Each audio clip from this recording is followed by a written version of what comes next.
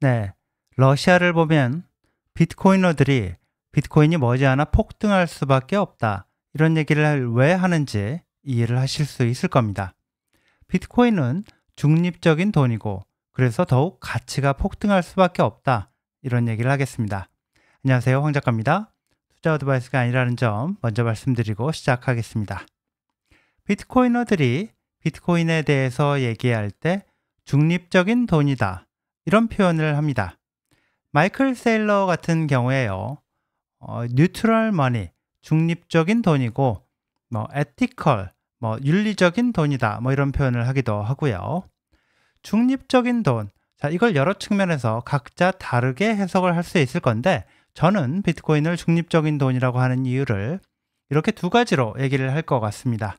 첫째, 두 당사자가 주고받는 걸 누구도, 어느 정부도, 어떤 권력자도, 사토시 나카모토도 누구도 막을 수 없는 돈이라는 점에서 중립적인 돈이라는 거고요. 둘째, 한번 거래가 이루어지면 누구도 뒤집을 수 없다는 점에서 중립적인 돈이라는 겁니다.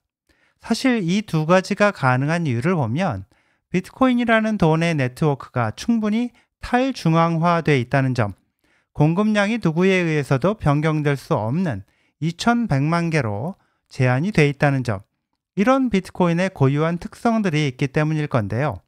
중립적인 돈인 이유, 이걸 단순하게 얘기를 하자면 비트코인을 한 지갑에서 다른 지갑으로 보내고 받는 걸 정부든 누구든 막을 수가 없고 한번 거래가 이루어지면 정부든 누구든 뒤집을 수 없다는 점에서 중립적인 돈이다, 이렇게 얘기할 수 있을 겁니다. 누구든 차별받지 않고 거래를 할 수 있는 중립적인 돈이다, 이렇게 표현할 수 있다는 거죠. 자, 이제 러시아 비트코인 얘기를 하겠습니다. 러시아 기업들이 해외 지불 수단으로, 대외 무역 결제 수단으로 비트코인을 사용하기 시작했다, 이런 뉴스가 나왔는데요. 러시아의 재무장관이 바로 이 사람인데요. 재무장관이 러시아 방송 인터뷰에서 한 말을 로이터 통신이 인용을 해서 보도를 했습니다.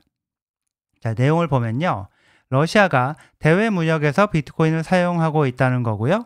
자세히 내용을 좀 들여다보면 러시아 기업들이 중국, 터키 이런 나라들하고 주 무역 상대국들하고 거래를 할 때 비트코인을 포함한 암호화폐를 사용하고 있다, 이런 얘기입니다.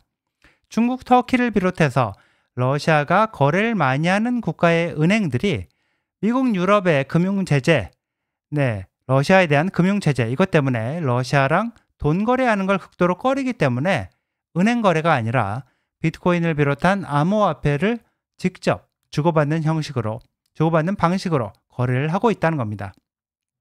로이터 통신 보도를 보면요. 러시아 재무장관 말이 러시아는 지난 7월에 무역 제재에 대응하기 위한 목적으로 기업들이 암호화폐를 사용하는 걸 허용하는 법을 통과를 시켰고요.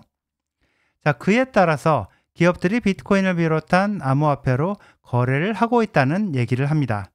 자, 이 얘기는요. 재무장관 얘기를 보면 러시아 기업들이 최근에 비트코인 암호화폐로 거래하기 시작했다는 게 아니라 올해 7월 말 법으로 허용이 되면서 그때 이후에 거래를 하기 시작을 했다고 해석을 하는 게 맞을 것 같습니다.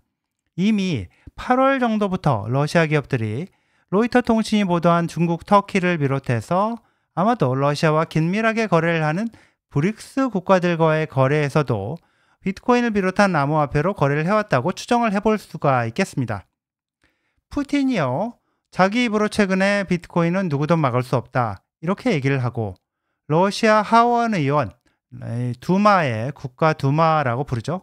러시아 두마 하원인데 이 하원 의원이 러시아의 정부한테 비트코인을 전략자산으로 비축하는 방안을 추진해야 한다고 제안을 하고 이런 분위기를 보면 러시아는 이미 비트코인을 상당히 비축하고 있을 가능성도 높아 보입니다.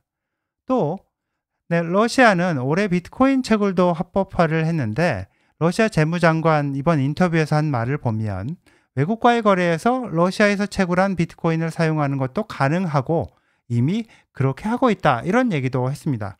그러면서 자, 이런 거래가 내년에는 더욱더 확대될 걸로 확신한다고 했고요. 자, 1월 20일에요. 트럼프가 취임을 하면 우크라이나 전쟁은 빠르게 협상 모드로 갈 가능성이 저는 높다고 보는데요.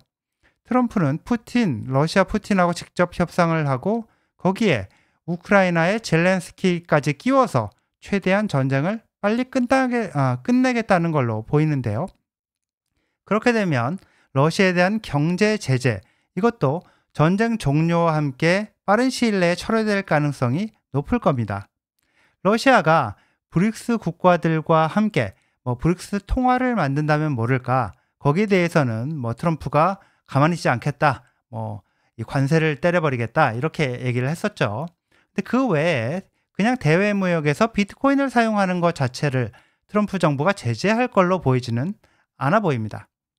트럼프 정부에서 미국이 비트코인을 전략 자산으로 비축을 하기 시작하고 러시아, 중국이 경쟁을 하고, 그러면 사우디, 중동 국가들도 분명히 나설 것이고 일본 같은 나라도 아마 경쟁 대열에 참여를 할 것이고, 글로벌 국가 차원의 비트코인 경쟁이 시작된다고 봐야 될 것 같은데요.